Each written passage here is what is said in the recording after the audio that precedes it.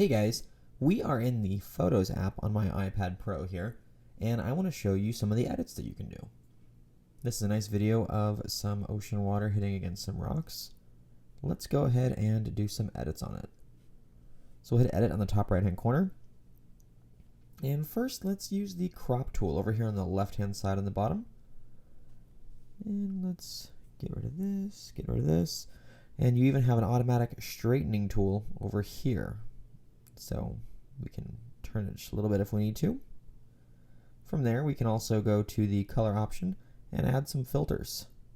Or if you want to go even more in depth, we can hit this tool up here and change some exposure options, highlights, all kinds of fun stuff. This one kind of gives it an old time feel. What's great is if you tap on the video, it will show you the original and then go back to what you've edited so far. So you can kind of see where it's at.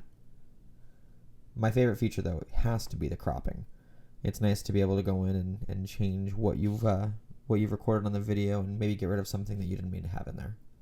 Once you're done, go ahead and hit done and you'll get saving video. Once the video is saved, it takes you right back to your photo roll. And what's great is if you decide that maybe you shouldn't have made those edits or you did something wrong, just hit edit again and revert. Revert to original. And it's back to how it was. It's easy as that. Thanks, guys.